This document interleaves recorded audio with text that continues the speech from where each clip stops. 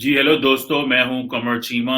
और दोस्तों, एक बड़ी डेवलपमेंट है और वो ये है कि पाकिस्तान तो एफएटीएफ से निकलना चाह रहा था, लेकिन पाकिस्तान के साथ साथ टर्की जो है उसको भी एफएटीएफ में डाल दिया गया है। और क्योंकि पाकिस्तान और टर्की के बड़े अच्छे ताल्लुकात समझे जाते हैं, बड़ी अच्छी बायलैटरल रिलेशंस हैं, पॉलिटिकल कोऑपरेशन, डिप्लोमेटिक रिलेशंस, फिर मिलिट्री डिफेंस के हवाले से अच्छे ताल्लुकात हैं।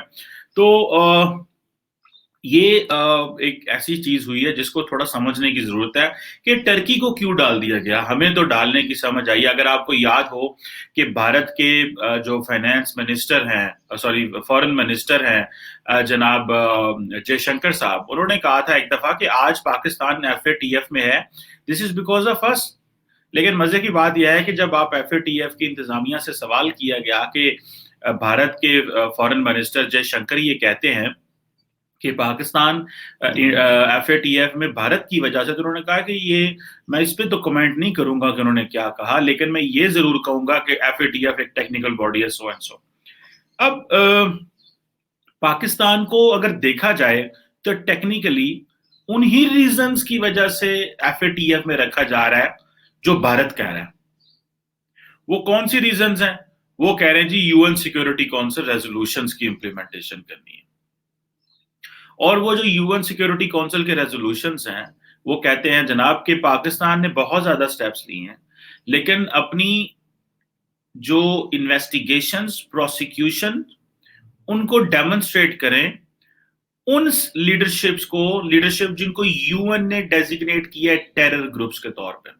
This is what the FATF is saying. और वो Hafiz Saeed and these are the people, और ये ग्रुप्स हैं जिनके बारे में बात होती है। So it is in fact on one way और दी अदर, क्योंकि जो टेक्निकल चीजें थी when it comes to money laundering, terror financing, ठीक है, उस पर तो पाकिस्तान ने बड़ा कमाल किया और टेरर फाइनेंसिंग के जो है 27 में से 26 पॉइंट जो है वो कंप्लीट कर लिए। और इसमें जब ये सवाल किया गया कि पाकिस्तान को ब्लैक लिस्ट में डाल रहे हैं, तो एफएटीएफ ने कहा नहीं, ब्लैक लिस्ट वाला तो जो है वो सवाल ही पैदा नहीं होता, बिकॉज उन्होंने बहुत ज्यादा काम किया है।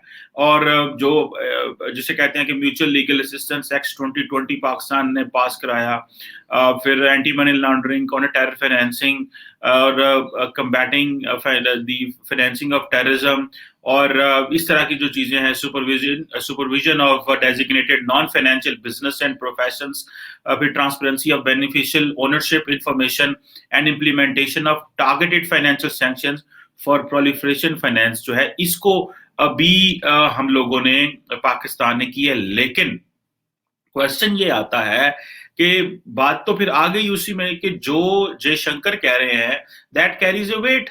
और इसमें पाकिस्तान में एक चीज बड़ी क्लैरिफाई हुई है over the period of time. अच्छा, लास्ट टाइम जब एफएटीएफ का रिव्यू था तो पाकिस्तान में बहुत शोर मचा हुआ था। देखिए जी, उधर से अमेरिका के हालात जो थे अफगानिस्तान में बड़े पतले थे, तो पाकिस्तान चाहता था कि हमने अपना 37 में से 26 आइटम्स पूरे कर ली, हमें यहाँ से निकाल दिया जाए। और अभी इस दफा कोई शोर नहीं था।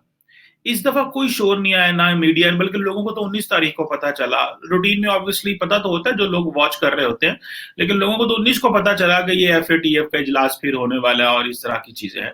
सो ये जो अभी इन्होंने कहा है कि जी हमें जो 34 आइटम्स में से 30 आइटम्स जो हैं वो कंप्लीट करनी है, और ये ज्यादा से ज्यादा ये जो प्रोसिक्यूशन है, और ये वो सारी प्रोसिक्यूशन देखें। ये इस पे मेरा ख्याल है कि कल भी हम एक जो अपनी डिस्कशन कर रहे थे उसमें कह रहे थे कि ये जितनी भी दहशत गर्दी की जंग पाकिस्तान ने लड़ी, जिसमें 80,000 से ज्यादा पाकिस्तान ने जाने दी, $150 अरब का नुकसान हुआ, बहुत कुछ हुआ, सारा सोशल फैब्रिक कॉम्प्रोमाइज हो गया, लेकिन एक चीज जरूर है, ये अमेरिका की जंग थी। पाकिस्तान ने जो दहशत गर्दी की जो counter terrorism, home ground terrorism strategy बनानी थी, देयर इज इट, वो नहीं बनी। उसकी वजह यह है कि जिसमें फॉर एग्जांपल जो एक लोकल इंडिजिनस पर्सपेक्टिव होना चाहिए कि हमारी क्या प्लान है। जैसे कि फॉर एग्जांपल हमने कश्मीर से जहादी तंजीमें जो थी वो उठ गई, सारी वहां डिस्पर्स हो गई जनरल मुशर्रफ के टाइम से, लेकिन उसके ऊपर कोई पॉलिटिकल डिसीजन नहीं लिया गया। ये मैं पहले भी बहुत दफा कह चुका हूँ। सो इंडिया ने उसका बड़ा फायदा उठाया। इंडिया ने फायदा ये उठाया कि इंडिया ने आपको एफएटीएफ में आपके खिलाफ वोट दिया, और ममालिक को भी उन्होंने डाल लिया। फिर अमेरिका जो है उनके फिर जियो स्ट्रेटेजिक कंपल्शंस हैं, उन्होंने भी कहा जी ठीक है जो पाकिस्तान को मजीद रखा जाए, और वो ये तो कहा जा रहा है कि आप अमेरिका को जितना मर्जी सपोर्ट करें वो आपको नहीं निकालने वाले। So let's not get into जो वो कह रहे हैं। सो इस दफा पाकिस्तान में एक और एनवायरनमेंट है। लेकिन अगर आप टर्की का देखें तो टर्की की पोजीशन बड़ी मुझे अजीब लगी। वो किस तरह, अच्छा अब इससे ये होता है कि एक तो जारी बात है कि पाकिस्तान का जो आप अगर देखें कि हमारे जो क्या नाम है उनका, फाइनेंस मिनिस्टर साहब हैं, जो adviser to prime minister on finance हैं, वो भी उनकी टॉक्स भी सुनने में आया है कि आईएमएफ के साथ कंक्लूड नहीं हुई और वो इसे ही वाशिंगटन छोड़ के चले आए हैं विदाउट कंक्लूडिंग आईएमएफ नेगोशिएशंस। ये छोड़ के चले आए हैं। This is what we are hearing it. So it means के इमरान खान साहब जो है, एक तरफ डॉलर बहुत ऊपर चला गया, डॉलर की कीमत 174 समवेयर अराउंड दिस है, और पाकिस्तान के जो क्या नाम है उनका मिनिस्टर हैं, जो स्टेट बैंक के गवर्नर हैं रजा बाकर साहब, जिनको हम कहते हैं कि जी बहुत सारे, मैं क्या कहता हूँ, बहुत सारे लोग कहते हैं कि जी वो तो आईएमएफ ने उनको यहाँ पे इंस्टॉल किया है और इस तरह सो एंड सो। उन्होंने एक नई लॉजिक दे दी। उन्होंने कहा देखिए पाकिस्तान में अगर डॉलर 174 पे चला गया तो आपको मुबारक होनी चाहिए। वो किस चीज की मुबारक दे रहे हैं? क्योंकि जी 50 लाख खानदान जो पाकिस्तान में हैं वो डायरेक्ट इनडायरेक्ट वो रेमिटेंस मंगवा रहे हैं। तो 50 लाख खानदानों को तो बहुत बड़ा फायदा हुआ है, और ये 500 अरब रुपया मजीद आएगा पाकिस्तान में, वो जो कह रहे हैं। अच्छा, उस पर लॉजिक पे जब इकोनॉमिस्ट ने बात की, उन्होंने कहा कि आपकी लॉजिक को सलाम है कि पाकिस्तान में कोई 3.5 करोड़ खानदान है, तो वो जो 3 करोड़ खानदान है उनका क्या करना है जिनकी बाहर से रेमिटेंस नहीं आती, जो डायरेक्ट इनडायरेक्ट इफेक्ट होंगे। तो उन्होंने बड़ी अजीब किस्म की लॉजिक देके खुद भी वो शर्मिंदा हुए होंगे ऑब्वियसली, लेकिन उन्होंने अपने डिपार्टमेंट को भी शर्मिंदा कराया कि पाकिस्तान का जो स्टेट बैंक के गवर्नर है वो किस तरह की लॉजिकल सी बातें कर रहा है, और बड़ा उनको ट्रोलिंग की जा रही है इस चीज पे। अच्छा, लेकिन टर्की की चीज मैं आपको बताऊं, मैं टर्की पे थोड़ा देखा इसको, ये क्या चीज है। अच्छा, टर्की अब जो फाइनेंशियल एक्शन टास्क हो रहा है, ये वही आपको पता है G7 का जो G7 जो इकोनॉमीज हैं उनका बेसिकली उन्होंने अपने फाइनेंशियल सिस्टम को प्रोटेक्ट करने के लिए ये एक मैकेनिज्म डेवलप किया। अभी और भी ममालिक को इसमें डाल रहे हैं, सुना है माली और जॉर्डन को उन्होंने डाला है इसमें।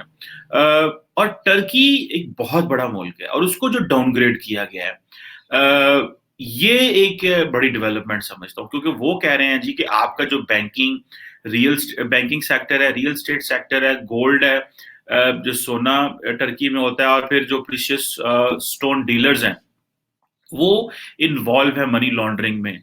और टर्की का जो मनी लॉन्ड्रिंग के केसेस हैं वो बड़े कॉम्प्लेक्स हैं, और जो टेरर फाइनेंसिंग प्रोसिक्यूशन है वो भी बहुत ज्यादा कॉम्प्लेक्स है। अच्छा, मजे की बात यह है कि पाकिस्तान को तो उन्होंने डाली है UN designated global terrorist related to India. अच्छा, अब देखें जो टर्की है वो कह रहे हैं जी कि प्रायोरिटाइज केसेस करें यूएन डेजिग्नेटेड टेररिस्ट जो कि Islamic state of Iraq and Levant and al Qaeda, ये हैं दो।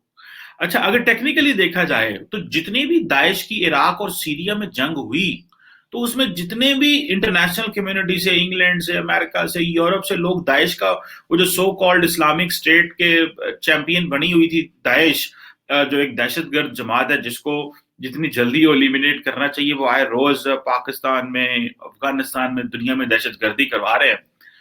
उनको उन्होंने कहा जी कि इनके लोगों को आप प्रायोरिटाइज करें, इनके केसेस, ये जो यूएन डेजिग्नेटेड है। अच्छा, अब उन्होंने टर्की को फंसा लिया। अब और अच्छा, इसमें टर्की की क्या थी कि टर्की ने अपने जो बॉर्डर थे वो ओपन रखे, या टर्की ने से लोग स्लिप होके सीरिया जाते रहे या आगे से इराक जाते रहे। अब मजे की बात यह है कि टर्की ने खुद बड़े ऑपरेशन किए सीरिया में, और बड़ा उन्होंने वो किया, वो एक और सारी स्टोरी है। लेकिन यहाँ पे देखना यह है कि पिछले 2011 से लेके जब से अरब स्प्रिंग आई, अरब स्प्रिंग के बाद अब 11-10 साल हो गए सीरिया की वॉर को भी, 10 साल हो गए, और उस दौरान बहुत सारी दुनिया से जो लोग हैं वो सीरिया है। 10 साल दुनिया खामोश रही है, किसी ने पूछा ही नहीं टर्की को भाई तुम ये क्या कर रहे हो अगर इस तरह हो रहा है। आज टर्की को डाल रहे हैं क्योंकि टर्की S-400 ले रहा है ऑब्वियसली। टर्की यूरोप को भी आंखें निकालता है, टर्की जो है वो एक इंडिपेंडेंट पॉलिसी भी रख रहा है, टर्की जो है वो उसके बाकी इस्लामी ममालिक से ताल्लुकात भी कोई इतने मुनासिब नहीं है, इराक के साथ वो एक अपना, फिर आर्मेनिया और अजरबैजान की लड़ाई में भी इन्होंने अपना रोल प्ले किया और इस तरह की चीजें भी की। सो ये जो टर्की ने कहा है कि जी हमने तो, हमारी कंपैटिबिलिटी है और हमने ये किया है। अच्छा, मजे की बात यह है कि बहुत सारे दोस्तों से जो इस तरह की जो फाइनेंस के हवाले से काम करते हैं हमारे पाकिस्तान में भी, बहुत सारे लोगों से पूछा और जो इस तरह की चीजों में डिस्कशंस में इन्वॉल्व भी रहते हैं हुकूमत पाकिस्तान की तरफ से, पीपल बिलीव के कोई मुल्क भी 100% एफएटीएफ की रिकमेंडेशन पे पूरा नहीं उतर सकता, कोई मुल्क भी, और किसी मुल्क को किसी वक्त भी डाला जा सकता है। लेकिन एक चीज है कि टर्की को एफएटीएफ ने वार्न किया था कि जी आपकी सीरियस शॉर्टकमिंग्स 2019 में वार्न कर दिया था, आपने अपने जो एसेट्स को फ्रीज करें दहशतगर्दी, terrorism and weapons of mass destruction proliferation के हवाले से।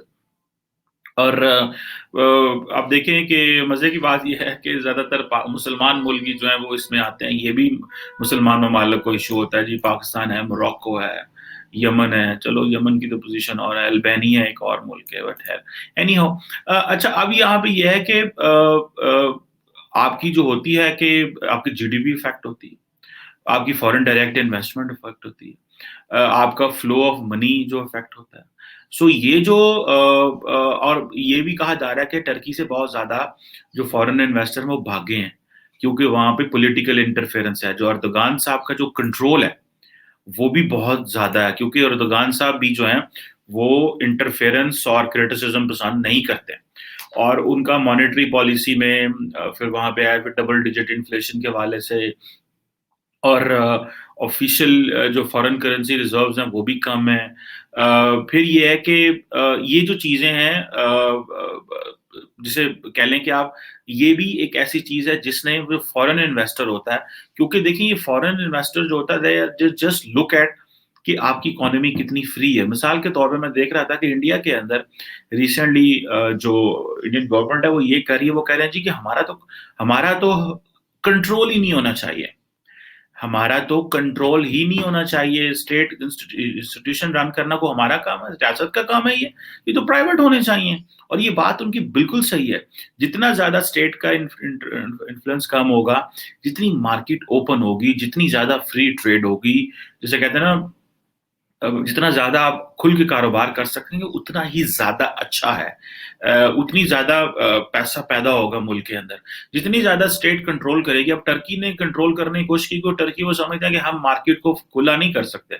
जैसे पाकिस्तान ने आईएमएफ के कहने के ऊपर मार्केट को फ्रीडम दी कि जो मर्जी करो, उससे ये हुआ कि डॉलर जो है वो 174 पे चला गया। पिछली हुकूमतें जो थी पाकिस्तान में वो नहीं करने देती थी। एट वन पॉइंट हमारे जैसे मुल्क के लिए तो ये अच्छा है कि हमें अगर डॉलर को कंट्रोल करके रखेंगे तो इकोनॉमी, इन्फ्लेशन रुक सकती है, लेकिन अगर आप कंट्रोल ही नहीं करेंगे तो वो कैसे रुक सकती है। ये भी एक बड़ा सीरियस पॉइंट है। अब डॉलर ऊपर चला गया है, फिर उसके बाद रिजर्व जो है हमारे वो कम होते जा रहे हैं, और अभी इन्होंने रिसेंटली कुछ पेमेंट्स की हैं जिसकी वजह से हमारे पास जो मजीद जो सरमाया वो कम हो गया। एफएटीएफ की ग्रे लिस्टिंग में डालने से हमें रखने से हमें प्रॉब्लम तो होगी, लेकिन शायद हम यूज टू हो चुके हैं, फॉरेन फाइनेंसर भी यूज टू हो चुका है, और उस तरह पाकिस्तान में फॉरेन इन्वेस्टर आ नहीं रहा जिस तरह आना चाहिए। द रीजन बिहाइंड इज कि वो जिस तरह जैसे पे पॉल है वो पाकिस्तान नहीं आता, वो कहता है आपकी छोटी सी इकोनॉमी हम क्यों आए पाकिस्तान में। अब पे पॉल का पाकिस्तान ना आना, ये देखिए ये जितने भी ई कॉमर्स के प्लेटफॉर्म्स हैं, ये अगर जितना ज्यादा आपके मुल्क में होते हैं उतना ज्यादा फायदा होता है, लेकिन अगर ये होंगे नहीं यहाँ पे तो हमारे लिए तो चैलेंज है।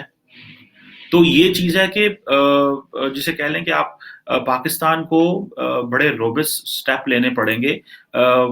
इस चीज पे तो मैं पर्सनली कन्विंस हूँ कि मनी लॉन्ड्रिंग, टेरर फाइनेंसिंग में पाकिस्तान ने बहुत काम किया है, लेकिन वो मैंने पहले भी मिसाल दी थी कि अगर किसी थाने में के अंदर आपके ऊपर एक एफआईआर, फर्स्ट इंफॉर्मेशन रिपोर्ट दर्ज हो जाए, और बेशक पुलिस आपको कॉल ना करे, लेकिन वो आपको कभी भी बुला सकते हैं क्योंकि आपके अगेंस्ट एक एफआईआर दर्ज है।